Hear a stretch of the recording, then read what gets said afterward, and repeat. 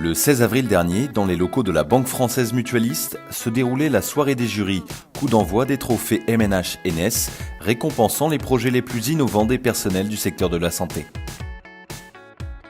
Le but est véritablement de montrer que les gens du secteur hospitalier, médico-social et social peuvent, avec des initiatives spécifiques, véritablement marquer en quelque sorte l'histoire même du secteur. La MNH, NES et la BFM mettent en avant en quelque sorte leur capacité à être créatifs et à être imaginatifs pour améliorer toujours la prise en charge de nos concitoyens. Une cinquantaine de professionnels de la santé étaient réunis pour délibérer et choisir parmi plus de 200 dossiers les 7 lauréats des trophées MNH-NS.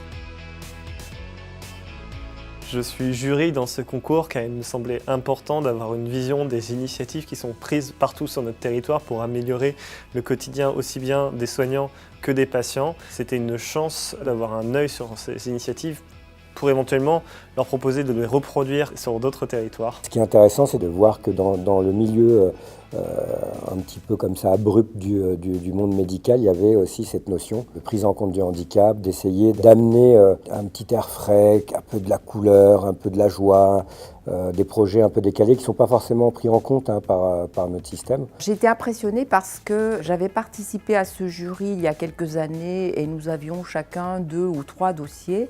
Et là, nous avions 59 dossiers présentés. Ça témoigne des efforts des établissements en matière d'amélioration de la qualité de vie au travail.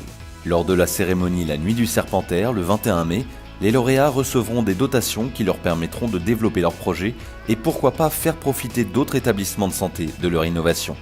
On est dans un environnement professionnel qui est un peu difficile aujourd'hui, dont on parle beaucoup. On a des professionnels qui s'investissent malgré tout ça. Et notre association souhaite pouvoir accompagner tous ces professionnels qui, au-delà de leur travail habituel, sont prêts à s'engager au service du patient et de leur environnement. Ça donne du baume au cœur.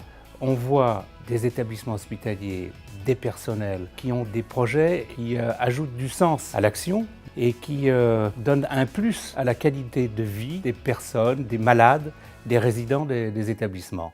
Pour découvrir qui sont les projets lauréats des trophées MNH-NS, rendez-vous le 21 mai pour la première nuit du Serpentaire.